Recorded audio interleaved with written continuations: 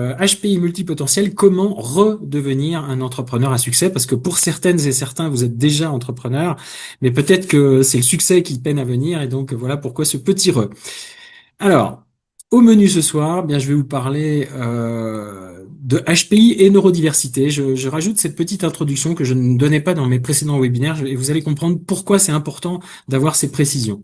On va parler des atouts des entrepreneurs HPI, on va parler des zones aveugles des entrepreneurs HPI, et vous comprendrez pourquoi je les appelle zones aveugles. Et enfin, on va parler des clés de succès, quelles clés pour redevenir un HPI à succès. Voilà, ça doit être le 19e webinaire que je fais sur le thème du HPI, et donc je suis vraiment ravi de vous retrouver tous ce soir sur ce sujet. Voilà. Alors, si je rentre sur le premier sujet, HPI et neurodiversité, ben oui, vous êtes inscrit à ce webinaire, soit parce que le sujet du HPI vous intéresse, vous concerne directement, soit parce que vous avez peut-être trouvé un écho dans mes articles sur LinkedIn.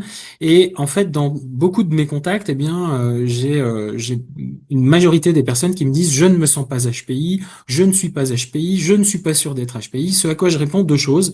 Un, c'est pas le problème. Enfin, ce n'est pas un problème, plus exactement. Et deux, et c'est peut-être un peu plus provoquant, c'est pas la question. Pourquoi? Ben oui, parce que ce qui vous intéresse au fond, c'est pas de savoir si vous êtes HPI. Ce qui vous intéresse, c'est vos modes de fonctionnement. Et c'est bien de ça dont je vais parler ce soir. Enfin, si vous me dites si je me trompe, n'hésitez pas à mettre vos petits messages. Et surtout, ben, c'est au-delà de vous comprendre vos modes de fonctionnement, c'est comment bien vivre avec ces modes de fonctionnement dans une société qui considère ou qui perçoit ces modes de fonctionnement plutôt comme des dysfonctionnements. Voilà. Alors pourquoi vous parlez en intro de neurodiversité? Bah parce qu'en fait le HPI fait partie d'un spectre beaucoup plus large de ce qu'on appelle les profils neurodivergents. Donc c'est des profils dont le mode cérébral, le mode neurologique est un peu différent. Alors on parle effectivement de HPI bien sûr, mais on parle aussi de TDAH, de 10, du spectre autistique et de divers autres syndromes. Et vous allez comprendre pourquoi je vous parle de ça ce soir. Je précise en fait que toutes ces spécificités, hormis le HPI, sont considérées par le monde médical comme des troubles, ce qu'ils appellent des troubles du neurodéveloppement, les TND. Ils sont effectivement considérés comme des problèmes au plan médical, souvent comme des handicaps à l'école et souvent aussi dans le monde professionnel. Et donc le but de cette introduction pour moi, c'est de vous alerter sur plusieurs choses très importantes. D'abord, il existe des tas de personnes neurodivergentes qui sont touchées par plusieurs de ces syndromes, et donc ils ne considèrent, mais qui en même temps ne considèrent en rien qu'ils sont handicapés. Voilà, donc ça c'est vraiment quelque chose de très important. Beaucoup de ces personnes aussi, en particulier dans le corps scientifique, considèrent à l'inverse que le HPI peut pas être un handicap ou même une difficulté. Or, moi, ce que je constate dans le monde professionnel, avec plus de 1500 personnes que j'ai eues au téléphone sur ce sujet, eh bien, c'est pas si simple que ça. Même si je suis jamais certain que ce soit purement le HPI qui pose ces difficultés, mais moi, ce que je constate dans le monde de l'entreprise, que j'ai vécu moi-même, c'est que la différence est mal acceptée, et c'est vrai dans notre société comme c'est vrai dans les entreprises. Et peut-être même, je dirais que la différence peut être de moins en moins acceptée, et c'est en ça que le HPI peut parfois être un problème. Alors n'hésitez pas à poser vos questions au fur et à mesure. Pour l'instant, je ne vois pas, mais pardon, si vous avez des questions, n'hésitez pas. Pour l'instant, je ne les vois pas arriver. Euh, oui, alors autre point important, quand on parle de handicap pour la neurodiversité, on parle de handicap invisible, parce que beaucoup font tout pour masquer ces handicaps, et d'ailleurs au prix de certains efforts considérables. Et puis enfin, dernier point, il existe probablement un taux important de co-occurrence, donc de coexistence entre le HPI d'un côté et d'autres formes de neurodiversité. Et donc ça a deux conséquences majeures. Un, d'abord, la détection, elle est rendue plus difficile parce que une forme de diversité peut masquer l'autre. Exemple typique entre HPI et TDAH. Le HPI masque le TDAH et le TDAH masque le HPI. Et puis enfin, il est très difficile de distinguer parmi les modes de fonctionnement spécifiques. Je vais prendre par exemple le haut niveau d'exigence. À quel syndrome il se rattache? Est-ce que c'est au HPI? Est-ce que c'est au TDAH? Mais j'ai envie de dire, finalement, peu importe. Pourquoi je vous parle de tout ça? Bah parce que, quelque part, on va arrêter de se focaliser sur le terme HPI, même si c'est comme ça que vous êtes venus, parce qu'en plus, pour certaines et certains d'entre vous, ce terme a peut-être pu vous empêcher d'investiguer ce sujet, parfois pendant des années, et j'ai envie de dire, c'est peut-être un peu dommage. Alors, un petit message. Alors, Juliette, bien reçu, bonjour, j'ai peine à trouver l'endroit pour vous écrire. Oui, c'est le bouton QR, donc je le redis à tout le monde, vous avez le bouton point d'interrogation avec Q/R, c'est le système de questions-réponses. Et si en plus, effectivement, Sandrine vient se greffer l'ultra-sensibilité, alors j'y reviendrai, mais c'est vrai que la sensibilité concerne quasiment la totalité des neurodivergents, même si pour certains, elle s'exprime pas forcément. Donc ça, je pourrais y revenir, hein, bien sûr, Sandrine. Alors, où est-ce que j'en étais? Donc voilà, pourquoi je vous parle de tout ça? Pour arrêter de focaliser sur le terme HPI, pour savoir approfondir le cas échéant plusieurs de ces sujets, si vous avez besoin de comprendre votre propre situation, et si vous devez faire des évaluations, peut-être faire des évaluations multiples, ne pas vous arrêter juste à un syndrome, et puis aussi pour élargir vos propres connaissances, parce que ben effectivement, il y a beaucoup de mythes et fausses croyances sur la neurodiversité, et donc c'est utile de commencer déjà par nous-mêmes. Alors, il y avait une question ou une remarque. Je vais prendre le temps de la regarder. Karine, quel test peut-on faire pour confirmer si oui ou non on est HPI? Ben, tout simplement le WAIS 4. Alors, c'est le WAIS, W-A-I-S. C'est un test officiel. Mais en fait, ce test va vous dire si vous avez un QI supérieur à 130. Il va pas forcément vous dire si vous êtes plus intelligent. Il va pas forcément vous dire si d'ailleurs, enfin, pour moi, il n'y a pas de notion d'échelle d'intelligence. L'intelligence est un sujet bien plus subtil que juste cette notion de QI.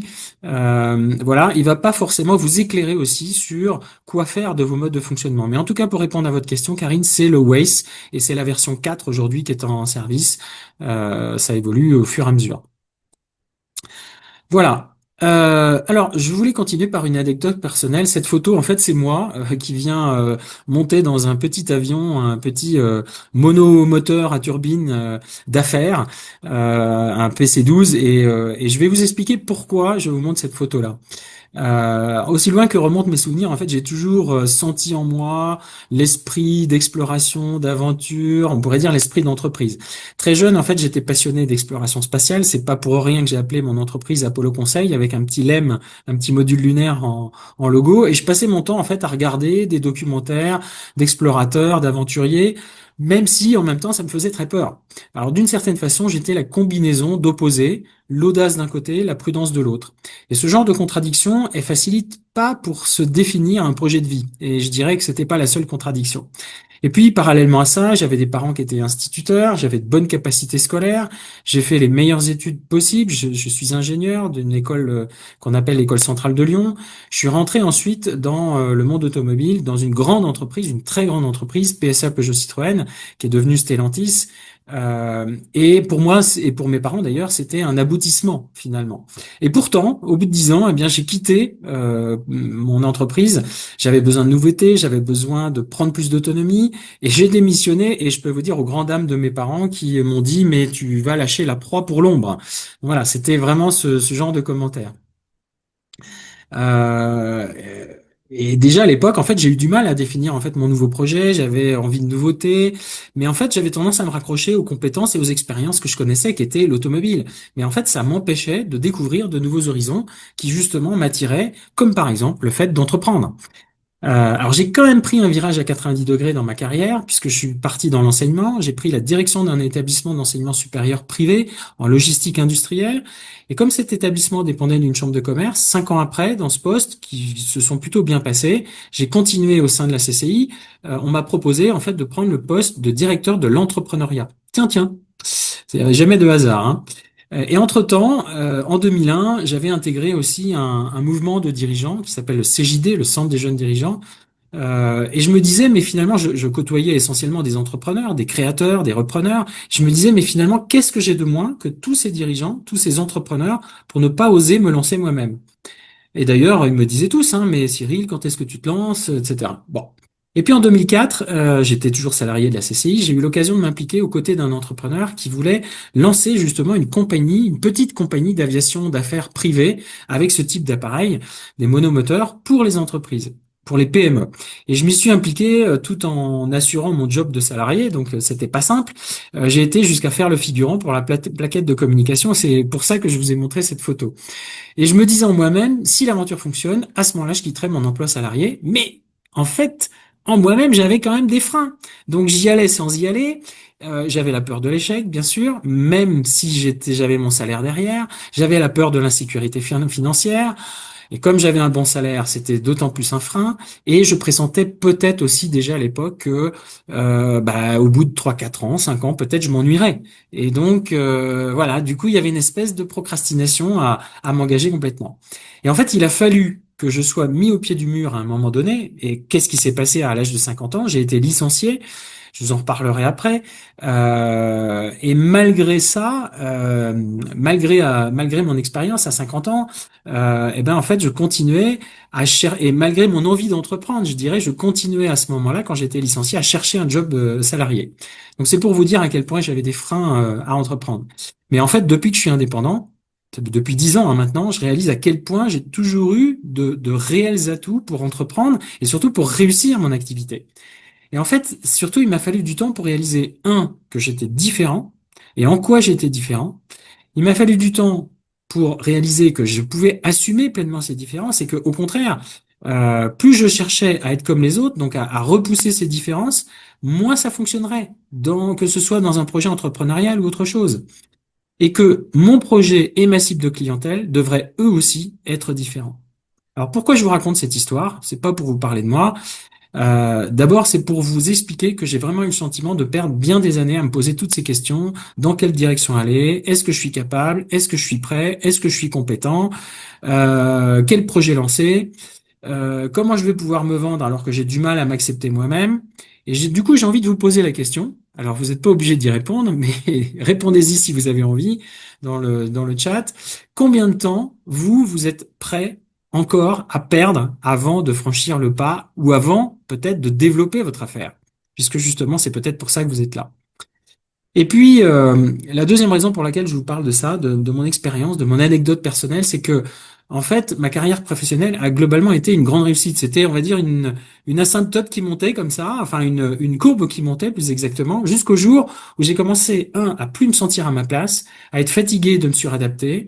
Et ce jour-là, ma vraie personnalité s'est exprimée pour la première fois et tout a commencé à dérailler, notamment ce licenciement. Voilà, je vous disais que j'allais vous expliquer, vous en dire un peu plus sur ce licenciement. Et en fait, je comprenais pas ce qui m'arrivait. Et donc, j'ai envie de vous poser la question, est-ce que vous aussi, vous avez déjà eu ce sentiment que, à un moment donné, dans votre carrière, tout déraille, de plus rien comprendre, et quelle solution vous avez trouvé jusqu'à maintenant? Et si vous n'avez pas trouvé de solution, peut-être que vous êtes au bon endroit. Alors, j'en profite pour jeter un œil aux questions, aux remarques, tant qu'à faire. Ouais, Sandrine, depuis quelques mois. Juliette, j'ouvre ma SASU dans quelques mois. Ma décision est prise. Super, bravo. Donc, c'est bien. En tout cas, je sais, puisque j'en ai eu certains d'entre vous au téléphone, que la décision est prise et que vous allez vous engager. Mais il n'empêche que ça n'est jamais complètement simple.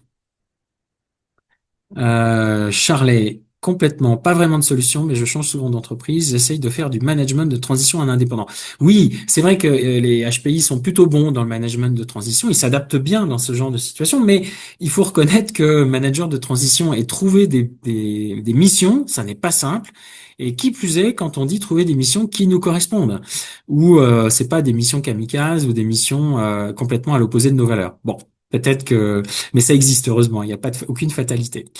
Alors, c'est quoi les atouts des entrepreneurs HPI? Je vais avancer un petit peu. D'abord, le premier atout auquel je pense, c'est l'autonomie. Bah oui, il faut être autonome quand on est entrepreneur. Il faut avoir envie d'autonomie et c'est justement une aptitude naturelle chez les HPI. C'est aussi une valeur qui est profondément ancrée en eux. Ils veulent dépendre de personne d'une certaine façon, même si quand on est entrepreneur, on dépend un peu de ses clients. C'est pour ça qu'ils sont mal à l'aise d'ailleurs dans un environnement où il y a peu d'autonomie, où il y a un fort poids de la hiérarchie. Le deuxième atout que je vois aux entrepreneurs HPI, c'est l'esprit responsable. Bah oui, parce que quand on est entrepreneur, on doit prendre des décisions, on doit assumer ces décisions, et ça, c'est vraiment ce que font les HPI. Ce sont des personnages qui sont authentiques et sincères, et donc ils peuvent pas concevoir ne pas assumer pleinement tous leurs actes. Parfois même, ça va à l'excès, hein, quand ils se sentent responsables à 100% de tous leurs échecs, par exemple, ce qui est un biais de perception. Autre atout, le HPI aime et a besoin de liberté. Or, quoi de mieux que le fait d'être entrepreneur pour se sentir libre? Alors, je jette un œil À vos questions, remarques. Karine, oui, c'est mon deuxième burn-out, d'où mon projet de reconversion. Alors, je précise, merci Karine d'avoir partagé ça, parce que je précise que le burn-out est extrêmement fréquent chez les HPI et c'est souvent lié au fait, bon, d'abord de beaucoup donner, mais aussi d'être en suradaptation. Et ça, j'y reviendrai. Si ça vous intéresse, j'y reviendrai un peu à la fin de mon exposé. Marie, oui, un peu pareil. Je me suis retrouvé en but avec ma hiérarchie qui m'a dénigré et n'a pas toléré la remise en question. Du coup, je démissionne cette année après un très beau burn-out. Bon, voilà. Donc, bis repetita. Laurence, j'ai sauté le pas, mais j'ai des difficultés à percer. Ben oui, on va en parler. Pourquoi j'ai accepté d'être atypique, HPE, multipotentiel, pas simple pour trouver des missions. Mais c'est pas une fatalité, Laurence, encore une fois. Michel, vos peurs me parlent de même que les freins. Bon, ben tant mieux.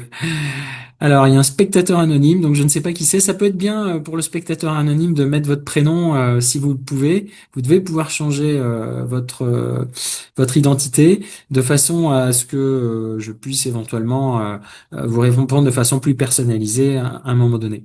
Donc vous dites, je développe mon affaire dans l'accompagnement individuel et collectif. Cependant, je dois passer un cap dans ma communication. Il m'est difficile d'être mise en lumière. C'est compliqué. Je préfère rester dans ma grotte. Oui, je vais en reparler de ça. Sandrine, super adaptation depuis toujours. Ok, ça marche. Alors les autres atouts. L'entrepreneur HPI est aussi ultra adaptable et en progrès continu. Ben oui, parce que les HPI, c'est des champions d'adaptation, ils sont des caméléons professionnels, et je dirais c'est un atout d'autant plus dans un monde qui bouge à toute vitesse, qui mange beaucoup et qui bouge à toute vitesse et qui est en accélération. L'autre atout de l'entrepreneur HPI, j'ai mis polyvalent, j'aurais pu mettre un autre terme, parce qu'en fait, polyvalent, c'est le terme qu'on connaît, mais moi, je parle plus, pour ma part, de polyexpertise, parce que le polyvalent, c'est celui qui est capable d'être un peu bon partout, enfin, de s'adapter partout. Le polyexpert, c'est celui qui est bon partout. Et moi, je suis convaincu que les HPI sont capables d'être bons, non pas partout, mais dans énormément de domaines. Or, qu'est-ce que c'est qu'être entrepreneur? C'est être concepteur d'un produit ou service, d'autant plus quand on a une tendance à être innovant, et ça, je vais vous en reparler. Mais c'est aussi être commercial pour trouver des clients, c'est aussi produire son produit ou son service. Et puis, il faut aussi savoir être gestionnaire, il faut savoir être planificateur, organisateur, communicateur, faire de la relation publique, etc., etc. Donc, en fait, il faut vraiment savoir s'adapter. Et pour ça, le HPI est très, très bon pour ça. Autre atout qu'il a, c'est sa créativité et son aptitude à innover. Bah oui, parce que les HPI en fait ont une pensée divergente. Ils font des liens extrêmement fréquents entre deux, trois idées, concepts qui n'ont pas de rapport a priori entre eux. Et donc c'est ça en fait la base de la créativité, c'est ça la base de la capacité à innover. Et en fait, l'autre constat qu'on peut faire, c'est qu'on trouve une forte concentration de HPI dans les métiers d'innovateurs, dans les métiers de start-up, dans les métiers d'incubateurs, de créatifs, y compris d'ailleurs dans le domaine artistique. L'autre atout qu'on va avoir, c'est d'être visionnaire. Alors, qu'est-ce que je veux dire par visionnaire? En fait, les HPI ont tendance à anticiper en permanence, ils adorent anticiper en permanence, et donc ils ont cette capacité à avoir deux, trois coups d'avance. Par exemple, alors là je vais vous parler d'intuition, mais ça rejoint cette notion de vision, hein. Pour ma part, il m'est arrivé au début des années 90 d'avoir la vision, l'idée du lecteur MP3, et ça c'était 10 ans avant la première apparition du premier lecteur MP3 dans le domaine public. Mais en fait à l'époque, j'étais pas très très câblé entrepreneuriat, donc je savais pas trop quoi faire de ça. Et puis c'était peut-être un peu compliqué. Mais tout ça pour vous dire que un entrepreneur qui est actif est vraiment capable d'avoir une vision pour son entreprise. Et ça, c'est vraiment essentiel. L'autre atout aussi, c'est qu'il est plus réactif et plus rapide que la moyenne. Alors, je jette un œil à vos questions en même temps. Ok, c'est Stéphanie qui me parlait. Très bien. Oui, Anne, je ne sais pas comment indiquer mon nom. Eh ben, non, mais il n'y a pas de problème, Anne. En fait, votre nom est bien indiqué sur votre profil. Il n'y a pas de souci. Donc Stéphanie, idem pour les conflits avec la direction qui persiste à aller dans le mur. Bah oui, on a tendance à être un peu des Cassandres, hein, à annoncer, on va dire, la catastrophe avant tout le monde, mais personne ne nous écoute. Donc ça, c'est un autre sujet. Ils refusent les avis différents et innovants. Oui, oui, tout à fait. D'où le burn-out, d'où le licenciement, d'où harcèlement, effectivement. Sarah, je ne peux pas interagir sur le chat, il est désactivé. Non, non, oui, je sais qu'il est désactivé, mais grâce à votre message sur les questions-réponses, vous pouvez non pas forcément interagir directement, mais vous pouvez, pourquoi pas, me mettre un message, y compris en réaction à une question ou une réponse d'une autre personne. Que faire lorsque nous voyons vite une vision à long terme, mais que l'on s'épuise à expliquer les bénéfices à notre hiérarchie? Bah, peut-être entreprendre. C'est un peu pour ça que vous êtes là. Non, c'est un peu rapide comme réponse. Évidemment, ça demanderait un petit peu plus de temps. Mais je vous apporterai des éléments en fin de webinaire. Laurence, j'ai des clients en thérapie, mais des difficultés à développer ma partie coaching d'équipe. Je pense que c'est un problème de communication.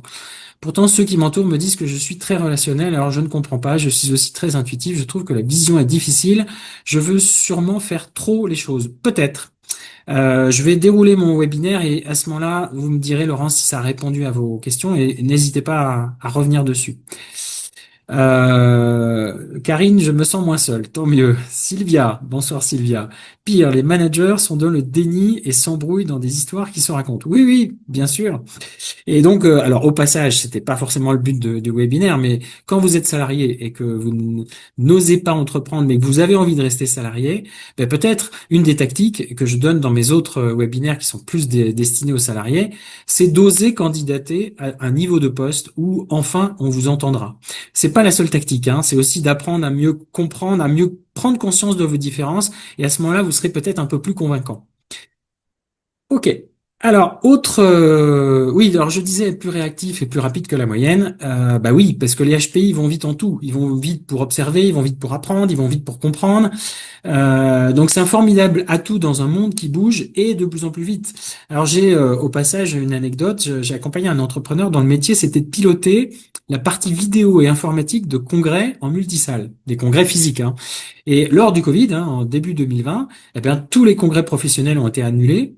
Et en l'espace de 3 jours, son modèle économique est tombé par terre. Il a disparu complètement.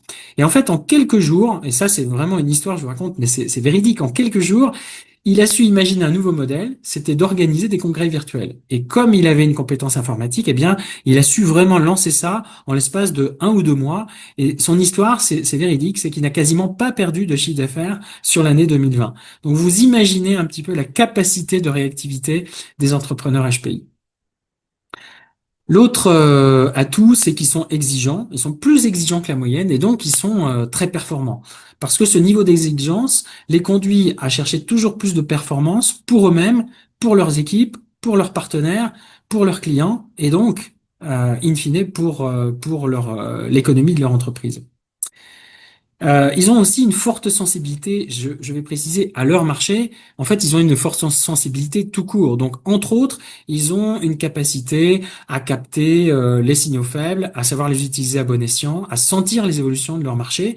Et donc ça, c'est évidemment un atout considérable par rapport à les entrepreneurs classiques, si je puis dire. Et puis dernier point, même si peut-être vous vous sentez pas forcément concerné ou pas tout de suite, ils ont un management qui favorise l'initiative. Alors que ce soit pour leurs collaborateurs quand ils en ont, mais aussi pour leurs fournisseurs, pour leurs clients, pour leurs partenaires, eh bien les HPI savent très bien identifier les talents des autres, les forces des autres, et ils savent surtout mettre en avant ses talents et ses forces au bénéfice de tous, au bénéfice de leur entreprise, ce qui est pas du tout commun chez tous les entrepreneurs. Peut-être ça vous semble évident, mais vraiment, j'insiste, ce n'est absolument pas une évidence pour tout le monde. Alors après les talents, évidemment, après les forces, on va parler des zones aveugles. Et la première, en effet, c'est qu'ils ont tendance à se disperser. Alors c'est un point que vous avez cité, hein, pour certains. Je jette un œil rapidement aux remarques et aux questions. Alors, Juliette, je me reconnais dans tous ces atouts, sauf la polyexpertise. Bon, ok. Alors, je précise au passage que ces atouts, effectivement, vous pouvez vous reconnaître plus ou moins fortement. Mais donc, si vous vous reconnaissez dans tous sauf un, on peut dire qu'il y a quand même une coloration assez nette. Alors, ils ont tendance à se disperser. Bah oui, les HPI s'intéressent à beaucoup de sujets, beaucoup de domaines. Alors, au passage, je précise que ce trait de caractère est aussi très présent chez les TDAH. Donc, c'est la raison pour laquelle j'ai fait cette introduction sur la neurodiversité en général et sur les différentes formes de neurodiversité. Donc oui, ils sont attirés aussi, les HPI sont attirés par la nouveauté. Et donc, tout ça fait que ils se sentent frustrés s'ils n'explorent pas toutes ces pistes, puisqu'en plus, ils ont une vision un peu holistique, une vision globale. Et donc, ils ont tendance à se lancer dans plusieurs projets à la fois, plusieurs cibles à la fois. Ils ont beaucoup de mal à se focaliser sur certaines d'entre elles.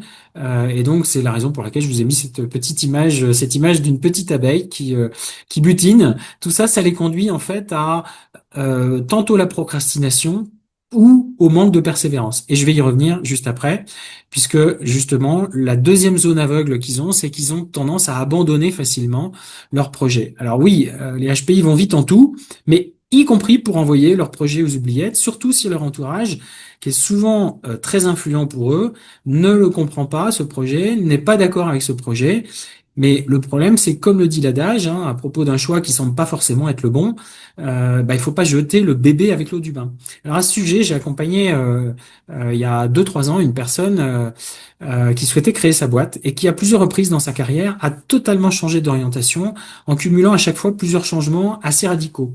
Et en fait, cette personne m'a dit qu'elle regrettait ses grands coups de barre à gauche, ses grands coups de barre à droite, pour plusieurs raisons. La première, c'est que d'abord, elle s'est mise en situation de d'inconfort et même de d'échec avec non seulement des conséquences négatives sur sa carrière, mais aussi des conséquences sur son estime d'elle-même. La deuxième raison pour laquelle elle regrettait ces grands coups de barre à droite et à gauche, c'est qu'elle n'a pas vraiment pu tirer des enseignements de ces différentes expériences. Pourquoi? Parce qu'en fait, elle n'avait pas assez persévéré sur certains aspects, et donc, en ne persévérant pas assez, elle s'est rendue compte qu'elle n'était pas complètement sûre de savoir quels étaient les changements qui étaient bons ou pas bons pour elle, et donc de tirer des enseignements finalement.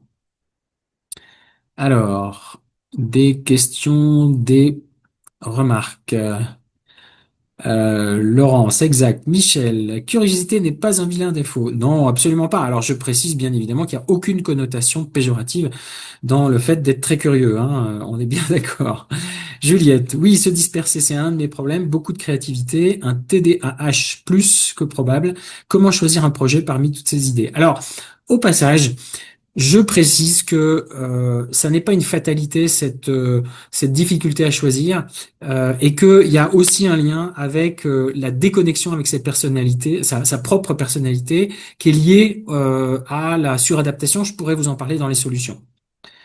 Et abandonner souvent car on s'ennuie vite aussi et entretenir un projet n'est pas aussi intéressant que de le lancer. Au passage, Juliette, une suggestion, et si vous vous lanciez sur des projets suffisamment adaptés à votre personnalité, peut-être qu'il y aurait un peu moins d'abandon, un peu moins d'ennui que cela. Sylvia, personnellement, j'ai fait le lien avec la capacité à dire et à entendre un non, en plus de la question de l'estime de soi, syndrome de l'imposteur. J'ai fait le lien avec la capacité à dire et à entendre un non. Oui, bah oui, oui, bien sûr, on pourrait parler d'assertivité, hein, d'une certaine façon. Voilà, ils abandonnent facilement. Donc je vous ai parlé de ce sujet-là. On va passer au suivant. Alors, ils pensent ne jamais être prêts. Donc, j'ai choisi l'image de cet artiste qui se regarde dans la glace en train de se maquiller. Voilà. Et au passage, c'est vrai aussi bien des hommes que des femmes, hein. Il n'y a pas il y a aucune connotation particulière, hein, sur cette image.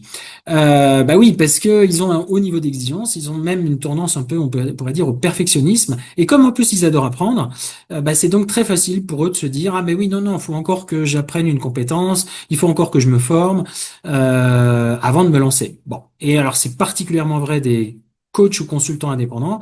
Je peux vous dire, j'en ai accompagné pas mal. Ils ont une véritable addiction aux formations. Et pourtant, je peux vraiment vous dire que au moment où je les ai rencontrés, croisés, accompagnés, quand j'ai commencé à les accompagner, ils étaient tout à fait capables d'être performants sans même faire une formation supplémentaire. Et puis, je dirais que au passage, hein, repousser comme ça l'échéance par de la formation, c'est une façon de repousser l'échéance, d'aller se vendre, et ça va faire le lien avec le sujet qui va venir un petit peu après. Alors, des questions et remarques, et en même temps je jette un œil à ma montre parce que je vais sinon être un peu en retard. Stéphanie, le manque de validation extérieure peut être une cause d'abandon, surtout petit. Oui, mais en même temps, il faut apprendre à se déconnecter de ce besoin de validation extérieure. Et ça rejoint la question de l'estime de soi. Je vais y revenir tout à l'heure. Christine, je bousille mes projets d'entreprise à cause de la procrastination et de l'imposteur. Bah oui. Et donc, d'où l'intérêt de travailler sur soi pour ne plus être dans la procrastination et le sentiment d'imposture. On va y revenir. Le perfectionnisme, c'est un vrai problème, Sarah. Oui, Pauline, se lancer en tant qu'entrepreneur est justement un formidable challenge, stimulant, pas de routine, même si on peut se sentir alors tout particulièrement fragile car exposé. Ben oui, comme je disais en introduction, hein, l'attirance pour l'audace et en même temps pour la prudence, hein, il y a un peu des deux. Et la comparaison pour la HPI, pour les HPI, Sandrine, est-ce que vous pouvez préciser votre question? Et la comparaison pour les HPI, si c'est possible. L'auto-sabotage, Laurence Bourgois, pardon, Laurence, oui, l'auto-sabotage, oui, c'est assez fréquent. On peut aller jusqu'à l'auto-sabotage, effectivement. Alors, ils ne pensent jamais être prêts, donc ça j'en ai parlé. Et ils ont du mal à bien s'entourer. Alors c'est pas forcément quelque chose auquel vous pensez tout de suite comme ça, parce que vous vous dites non non mais j'ai pas besoin de m'entourer, je vais me lancer en tant qu'indépendante. Ok. Sauf que en fait entreprendre on se sent un peu seul et qui plus est, j'ajoute pour les HPI qu'ils ont tendance à se sentir d'autant plus seuls que ils ont vraiment besoin de cette connexion et que cette connexion aux autres et que cette connexion aux autres ne se fait pas forcément naturellement. Et j'ajoute à ça que quand ils cherchent à se connecter à des personnes, ils vont pas naturellement aller vers, enfin pas forcément toujours naturellement aller vers des personnes qui leur ressemblent. Pourquoi? Parce que justement, comme ils adorent apprendre, ils apprécient travailler avec des profils différents d'eux. Et du coup, la connexion se fait pas forcément si facilement. Et parfois même, ils vont tomber sur des manipulateurs, des toxiques. Et parfois même avec des personnes qui le ressemblent, des HPI, entre HPI, la connexion peut parfois aussi être difficile, notamment avec ceux qui n'ont pas conscience de leurs différences, ceux qui vivent encore des frustrations et qui n'ont pas encore travaillé sur eux-mêmes. Bon, voilà pourquoi je vous ai mis cette petite image d'un Père Noël avec ses deux reines. Ben oui, est-ce que c'est le bon personnage? J'en sais rien à recruter ou à vous entourer en tant que partenaire, fournisseur ou autre. Alors, Michel, on me reproche souvent d'aller trop vite, trop loin, trop dans les détails. Bah oui, c'est la façon dont vous êtes perçu par les neurotypiques, Michel. Et donc c'est là où on voit que comme on n'a pas conscience de ça, même si on nous le dit régulièrement, eh bien c'est difficile à s'adapter efficacement avec les autres, de s'interfacer plus exactement avec les autres, parce qu'on n'a pas toujours conscience à quel point ça fait une différence. Nous faisons une différence avec les autres. Alors la comparaison, Sandrine, la comparaison a-t-elle un impact de se comparer à d'autres, ceux qui arrivent très bien sans bagage? Oui, c'est clair. Le fait d'être en permanence, alors je sais pas si je réponds bien à votre question, Sandrine, mais le fait de se comparer en permanence aux autres est extrêmement peut être extrêmement néfaste. On fait ça de façon exagérée, excessive, parce que justement, on a besoin de l'aval des autres, on a besoin de la validation des autres. On se sent jamais à la hauteur et donc se comparer aux autres, c'est effectivement un réflexe assez naturel. Or, on peut pas se comparer aux autres parce que nous ne fonctionnons pas de la même manière, nos projets ne sont pas les mêmes. Et on a une tendance à l'isolement, ne compter que sur soi. Bah oui, en fait, en même temps, on a besoin de la connexion aux autres et en même temps, on a tendance à s'isoler juste parce que cette connexion ne se fait pas simplement ou tout simplement parce qu'on sent bien qu'on est tellement efficace quand on fait par soi-même. Donc voilà, s'il y a une espèce de un peu de contradiction à gérer. Ok, merci pour ces remarques. Alors, je continue parce que je suis un peu à la bourre. Alors. Voilà, donc j'ai parlé de ils ont du mal à bien s'entourer. l'autre zone aveugle, ils ont du mal à se vendre. Alors ça, c'est le sujet un peu central, hein. Bah oui, parce qu'en fait, les HPI ont tendance à voir l'acte de vente à l'image des vendeurs les plus caricaturaux. C'est pour ça que j'aime bien cette image que j'ai extraite d'un album d'Astérix où on voit un vendeur de chars, hein, on pourrait dire un vendeur de voitures ou un vendeur de tapis aujourd'hui. On va dire, bah oui, on n'est pas des bonimenteurs et être bonimenteur, en plus, ça marche absolument pas en fait. En tout cas, ça marche pas du tout pour nos projets à nous et pour notre personnalité. Et tout ça, surtout, c'est à l'opposé de nos valeurs d'authenticité, de sincérité. Et puis l'autre dimension aussi qui fait qu'on a du mal à se vendre, c'est que on est très exigeant, donc on considère que notre produit ou notre service ne sera jamais à la hauteur des attentes de notre client. Et puis quand même, il y a toujours le manque d'estime de soi qui est omniprésent, qui fait que on a le sentiment d'imposture et se mettre en avant. Du coup, je vais pas dire, c'est difficile, voire impossible hein, pour nous. Et puis, il y a quand même une autre dimension qui est très importante, c'est qu'on ne cible pas forcément les bons clients et on n'utilise pas forcément la bonne méthode pour vendre. Et à cause de ça, ça ne fonctionne pas bien. Et donc, on s'auto-convainc comme ça qu'on n'est pas bon pour vendre et donc qu'on n'est même pas fait pour vendre. Par exemple, bah, les bons clients, c'est ceux qui sont intéressés par votre produit ou votre service, et ces gens-là, ils sont pas nombreux. Pourquoi? Ils sont à votre image, ils sont plutôt avant-gardistes. Mais cibler de cette façon-là, c'est presque contraire à votre valeur d'universalité qui vous conduit à vouloir vendre à tout le monde, et y compris à des gens qui n'ont pas d'argent. Et puis par ailleurs, ben, au lieu de prospecter par hasard, et ça c'est un point très important, mieux vaut savoir vous afficher, parler de vous, de vos services, pour faire venir à vous naturellement ceux qui ont vraiment besoin de vous. Et ça, je vais y revenir.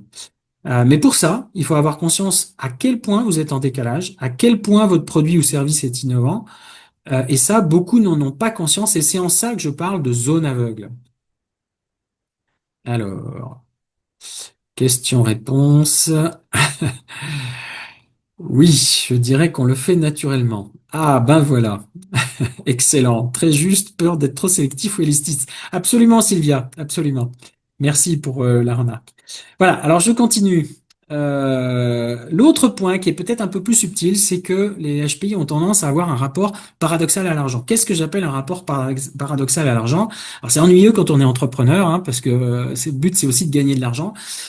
D'un côté, ils ont tendance à se fixer des prix trop bas par empathie vers leurs clients. Parfois même, ils osent pas faire payer. Une autre raison plus inconsciente, c'est qu'ils veulent surtout ne pas ressembler à ceux qui, justement, ont un rapport complètement décomplexé à l'argent et qui le dépensent peut-être de façon un peu ostensible. Tout ça, c'est une attitude en total déphasage avec là aussi leur valeur d'authenticité, de simplicité. Donc ça, c'est une facette du paradoxe. Mais l'autre facette du paradoxe, c'est qu'ils ont quand même besoin d'argent pour vivre. J'allais dire comme tout le monde. En fait, un peu plus que tout le monde.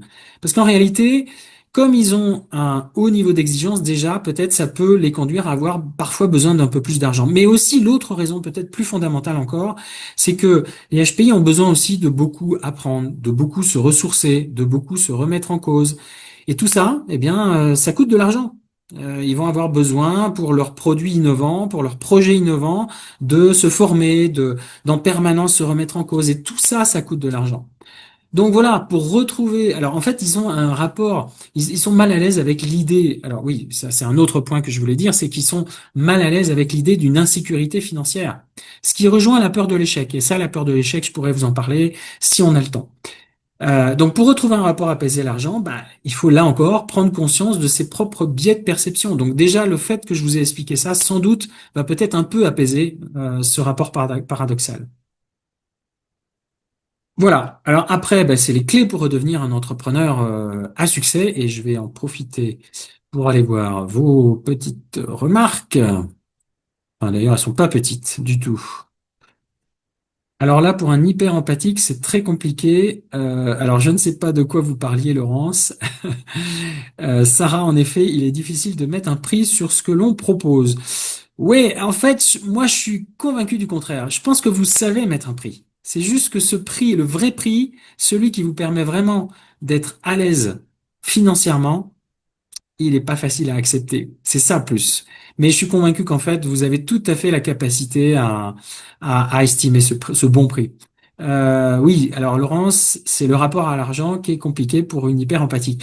Ben oui, et en même temps, comme je dis souvent, je vais prendre une image qui va vous parler. Quand on est dans l'avion, vous savez, en cas de dépressurisation de l'appareil, il faut mettre le masque à oxygène. Et on dit, en fait, les consignes, c'est de commencer par mettre le masque sur votre visage avant d'aider les autres. Donc, de la même façon, commencez par vous occuper de vous-même avant de chercher à vous occuper de vos clients.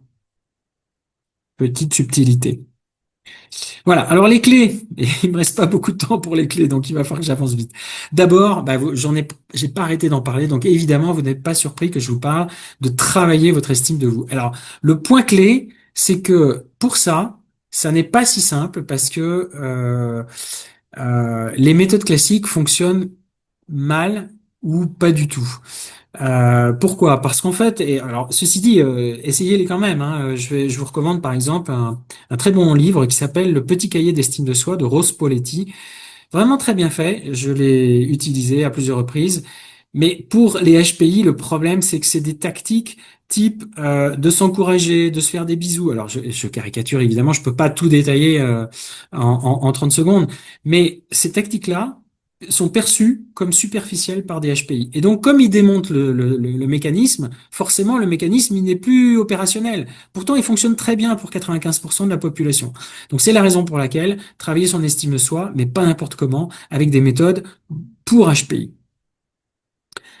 Euh, l'autre clé, c'est d'apprendre à vous fixer des ambitions atteignables. Alors, c'est pas facile parce qu'on est ambitieux, qu'on a des rêves, etc. Mais comme je dis souvent, se fixer des ambitions atteignables, ça n'est en rien incompatible avec le fait de garder ses rêves. On peut très bien se fixer un Everest et commencer par se dire, je vais commencer par le camp 1 ou le camp de base, parce que c'est déjà très difficile d'atteindre le camp de base. Et l'autre point que je mettrais dans Fixez-vous des ambitions atteignables, c'est apprenez aussi à célébrer vos petites victoires, à vous retourner régulièrement et vous dire, mais waouh, j'ai monté tout ça déjà. Et dans ce domaine, bah, je dirais, c'est comme pour la souplesse du corps, hein, c'est comme pour la gymnastique, c'est un entraînement de tous les jours. L'autre clé, c'est ce que je vous ai expliqué tout à l'heure dans la vente, c'est de renverser le paradigme. Ça veut dire quoi renverser le paradigme? Plutôt que de prospecter au hasard, c'est d'apprendre à vous rendre visible auprès des personnes ou des entreprises qui ont le plus besoin de vous. Mais tout ça, ça suppose, un, d'avoir préalablement identifié vos cibles, et deux, d'oser vous afficher. Et pour ça, ça suppose de travailler votre estime de vous. L'autre clé, c'est de prendre conscience de votre avant-gardisme. Bah oui, parce que vous êtes avant-gardiste. Mais c'est surtout de prendre conscience à quel point vous êtes avant-gardiste, à quel point vous êtes en avance sur votre temps pour pouvoir cibler les bonnes personnes. Et puis apprenez du coup à ne pas plaire à tout le monde. Là aussi, c'est pas facile, c'est lié à l'estime de soi.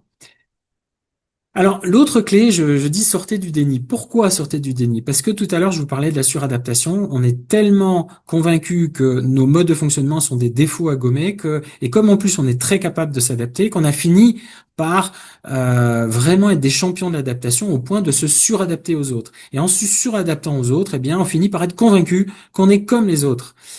Et c'est en ça que je dis sortez du déni. C'est en ça que j'appelle aussi ça une zone aveugle. Voilà. Alors j'ai envie de vous citer quand même quelques personnes qui ont réussi à réussir en tant que HPI. Je vous citerai Roger Federer, je vous citerai Amel Bent, je vous citerai Frank Gastambide, l'acteur, je vous citerai la chanteuse Shakira. Et il y en a des tonnes et des tonnes et je les cite dans mes articles, donc je vais évidemment pas avoir le temps de tous les citer ce soir. Autre clé, apprenez à contrôler votre cerveau. C'est peut-être pas simple, mais c'est tout à fait possible. Pourquoi? D'abord, vous avez peut-être cette tendance à la dispersion, le cerveau qui est envahissant. En fait, c'est un travail que j'appelle neurocognitif. Il s'agit d'apprendre à prendre conscience du fonctionnement particulier de votre cerveau et en particulier les mécanismes de l'attention. Il y a des très bons bouquins là-dessus et en apprenant à comprendre son mode de fonctionnement, eh bien, on apprend finalement à mieux canaliser à la fois son attention sur des objectifs prioritaires, tout en vous autorisant des temps de rêverie, des temps où vous dispersez, où votre attention est laissée libre. Parce que, encore une fois, vouloir contrer quelque chose qui est naturel et authentique, c'est pas tellement efficace. Et au passage, si besoin, faites-vous tester sur le TDAH et suivez les recommandations médicales d'un neuropsy si vous avez besoin. Autre clé, travailler votre gestion des émotions. Ben oui, parce que les émotions sont omniprésentes. Vous me les avez citées d'ailleurs assez fréquemment. Elles arrivent tellement fort, tellement vite que c'est pas facile de les gérer. Et c'est pour ça que moi, chez les HPI, je suggère non seulement de travailler la gestion des émotions, mais aussi l'anticipation des émotions. Il faut aller un cran plus loin. Et pour ça, ben, ça suppose aussi de faire appel à quelqu'un qui l'a vécu soi-même. Et au passage, l'émotion la plus fréquente chez les HPI, c'est la colère. Et la colère, c'est une émotion qui est difficile à accepter en contexte professionnel. Alors, je sais qu'il est 19h16 et que peut-être certains, vous avez une contrainte. Je vais tâcher de terminer dans 5 minutes. Voilà. Et puis, vous aurez accès au replay de toute façon ce soir. Donc, cette colère, comme elle n'est pas facile, pourquoi c'est la colère? Parce que c'est l'émotion de la frustration et que les HPI ressentent souvent de la frustration. Et au passage, au-delà de travailler votre gestion des émotions, vous pouvez aussi apprendre à faire de vos émotions vos plus puissantes alliées. Et là, c'est un peu comme pour l'estime de soi. Ma suggestion, faites appel à quelqu'un qui est un expert de HPI parce que si vous faites appel à quelqu'un qui est un expert des émotions tout court, mais qui n'est pas HPI ou neuroatypique lui-même, eh bien, il va vous donner des techniques qui fonctionnent moins bien. Pourquoi? Bah parce que la respiration, ça fonctionne pour des émotions qui viennent doucement et qui sont pas trop fortes. Mais quand elles arrivent à toute vitesse et qu'elles sont énormes, il est déjà trop tard. Alors, et puis bah, je terminerai par formez-vous, faites-vous aider. Alors pourquoi je vous dis ça? C'est pas tant par rapport à moi, c'est que se faire aider, ça n'est pas forcément naturel pour un HPI et d'autant plus quand on n'a pas forcément la bonne tactique pour trouver la personne pour se faire aider. Je m'explique. Moi, je me suis fait accompagner par des tas de gens, des coachs, des thérapeutes. Tous, je les trouve excellents. Tous. Et je peux dire encore aujourd'hui, je les recommande. Mais je les recommande pas auprès de HPI. Ben oui, parce que il faut se faire accompagner par quelqu'un qui connaît le HPI et qui est lui-même ou elle-même HPI. Que ce soit moi ou quelqu'un d'autre. Alors, je vais jeter un petit œil en même temps à vos questions, vos remarques. Le rapport à l'argent. Laurence, j'ai bien tout analysé. Je suis sortie du déni car je suis consciente de ces handicaps. Oui, c'est ce que j'ai fait. Ça fonctionne bien. Merci. Merci de votre témoignage, Laurence. Je suis spécialisée dans la gestion des émotions. Génial. Et donc, bah, du coup, vous pourrez peut-être accompagner des HPI sur la gestion des émotions. Tout ça, c'est fait. Je devrais donc y arriver. HPI, ce ne sont que les QI supérieurs à 130, Karine? Oui, absolument. Et c'est la raison pour laquelle, en fait, le terme HPI, bah, finalement, je devrais pas l'utiliser. Je devrais utiliser plutôt le terme de multipotentiel qui décrit les personnes qui ont tous ces modes de fonctionnement dont j'ai parlé ce soir. Mais j'utilise encore le terme HPI parce qu'il est plus court, il est plus rapide. Bon, voilà, c'est par un côté pratique. Est-ce normal de s'ennuyer de ce fait avec les autres, Sandrine? Oui, absolument. Alors, heureusement, c'est pas une fatalité et je dirais, on n'est pas condamné à rester en tout petit cercle, hein, mais par contre, il y a des tactiques pour pouvoir moins s'ennuyer. Juliette, question, comment continuer d'y croire quand on a lancé des dizaines de projets qui n'ont rien donné? Bah, peut-être tout simplement de suivre les conseils que je vous ai donnés, si vous les avez pas encore suivis. Rien donné égale pas d'argent, pas d'abouti, pas reconnu. Voilà, c'est vraiment la recommandation que je vous ferai. Juliette, ou neurodivergence est inclusif? Oui, absolument. Merci.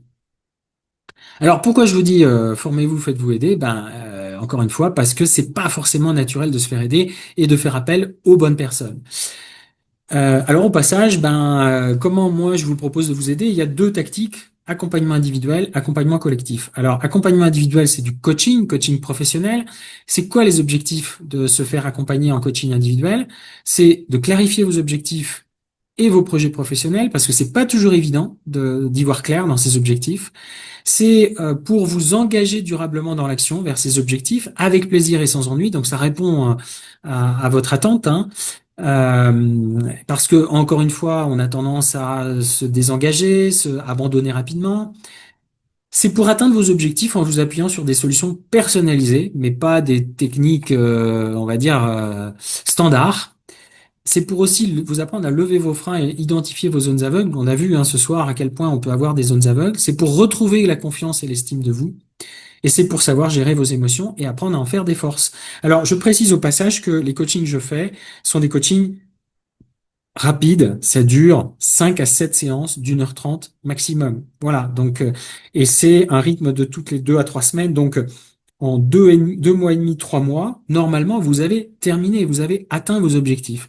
Ou alors, vous le saurez rapidement. Et comme je pratique un engagement à la séance, eh bien, vous pouvez rapidement vous désengager si vraiment vous voyez que ça ne fonctionne pas. Et puis l'accompagnement collectif, je termine par ça, j'ai 5 minutes de retard, je suis désolé. C'est la masterclass HPI, je vous renverrai un lien après, après ce webinaire. Le but, c'est quoi? C'est comprendre vos modes de fonctionnement spécifiques. C'est vraiment vous les approprier pour apprendre à en faire des forces. Et comme il y a le collectif, évidemment, c'est beaucoup plus efficace. C'est bénéficier d'un bilan personnalisé et d'identifier vos forces personnelles. Certes, c'est vrai qu'on est adaptable, on est capable de faire un peu tout, mais chacun est différent, même les HPI, et donc on a tous des forces différentes. Et cette masterclass va vous apprendre à identifier vos forces et donc vous apprendre à vous appuyer sur vos forces et à en faire vraiment des atouts dans votre projet professionnel. C'est aussi d'apprendre à clarifier vos objectifs professionnels et de les rendre réalisables, d'identifier des pistes pour les atteindre. C'est de réussir à vous engager durablement. Et alors là, l'effet collectif, évidemment, joue à plein parce que ben, vous vous sentez un petit peu poussé par le collectif dans le fait d'aller au bout des choses. Et puis, bah, in fine, c'est de vous construire un réseau de personnes en qui vous avez confiance, qui vous ressemblent, avec qui la connexion se fait, des personnes qui vous comprennent, avec qui vous pouvez partager et pourquoi pas, parfois, créer des projets. Et donc concrètement, c'est quoi? C'est 4 journées en présentiel. C'est des groupes de 6 à 10, 6 mini pour avoir une dynamique collective, 10 maxi pour vraiment avoir une relation individualisée avec moi. Alors, il y a une session à Lyon qui démarre non pas le 4 novembre, mais le 25 novembre de cette année, et puis une session à Paris qui va démarrer, me semble-t-il, le 24 mars 2026. Voilà, le tarif, c'est à partir de 1 200 euros. Ça, c'est le tarif quand on s'autofinance. Il y a d'autres tarifs quand on est indépendant ou quand on est financé par son entreprise. Et je précise que vous avez moins 25% sur toutes les inscriptions qui sont finalisées avant le 15 octobre. Ça veut dire quoi finaliser? Ça veut dire que vous m'avez envoyé votre contrat de votre convention de formation signée et que vous avez versé l'acompte de 30%. Voilà. Donc, j'avais quelques messages personnels, mais ça va être un peu court, je pense. Je reprécise le lien que vous pouvez utiliser pour pouvoir prendre rendez-vous avec moi et je vais le remettre ici dans le lien de discussion. Alors, j'ai peut-être pas répondu à toutes les questions, donc je voudrais vérifier et surtout n'hésitez pas. Sandrine, dire que des coachs accompagnent des HPI sans lettres, ça peut quand même marcher. Bah écoutez, Sandrine, moi j'ai rencontré quelques personnes sur ma route que j'ai accompagnées qui m'ont dit, mais pourtant j'ai déjà été accompagné par un coach spécialisé en HPI et ça fonctionnait pas. Je dis, ah bon? Je dis, mais vous, quand vous parliez, vous vous compreniez? Non, pas vraiment. Il y avait vraiment des incompréhensions, on n'allait pas à la même vitesse. Je dis, ok. Donc ça veut dire que c'était pas quelqu'un qui était comme vous. Et donc, ce prétend expert en HPI sans lettres, de mon point de vue, ça ne fonctionne pas.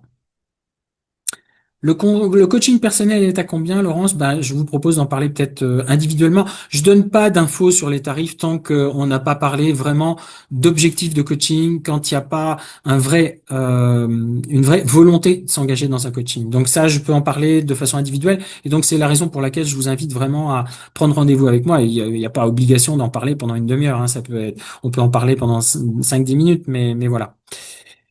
Merci Yann, au revoir, puisque vous devez vous déconnecter. Voilà, alors j'en profite quand même, je vais tâcher, puisque vous êtes encore quelques-uns à être là. Oui, je vais vérifier combien vous êtes encore. Vous êtes encore 23, oui, donc je vais continuer. Quelques messages personnels. Sylvie, et si votre épuisement était lié à votre suradaptation aux autres, combien de temps encore auriez-vous envie de continuer dans la même voie? Christophe, et si au lieu de vouloir changer votre chef, vous cherchiez à mieux comprendre ses besoins pour en obtenir ce que vous souhaitez? Et si par exemple vous étiez à l'écoute de ses peurs pour mieux y répondre? Stéphanie, et si votre dirigeant actuel, qui en fait est plus un client de votre auto-entreprise, si j'ai bien compris, n'était pas le bon mentor, puisque vous aimez avoir un mentor? Et si, en attendant le mentor idéal, votre mentor était un personnage imaginaire, comme par exemple le Petit Prince, qu'est-ce qu'il aurait à vous dire? Alors Jean-Selme, je ne sais pas s'il est là, Jean-Selme. Et si pour progresser encore dans l'accompagnement de vos collaborateurs neuroatypiques, vous aviez besoin, vous aussi, de mieux comprendre finement vos modes de fonctionnement? Marie, Et si vous appreniez à mieux détecter les environnements de travail qui sont favorables à votre épanouissement, et si pour cela vous appreniez à mieux vous connaître encore? Véronique, et si vous appreniez à identifier celles et ceux qui sont vos vrais clients, qui n'ont pas peur de vous et surtout qui ont besoin de vous, et si ça passait par être plus à l'écoute de vous-même et de vos émotions? Pauline, et si pour faire venir à vous vos clients, il fallait que vous leur parliez de vous, de quelle façon et sur quel support vous souhaiteriez le faire?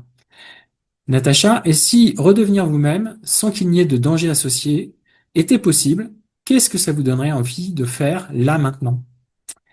Thomas, et si votre projet de formation continue n'était pas incompatible? Alors Thomas, je crois qu'en fait, il m'a dit qu'il venait pas.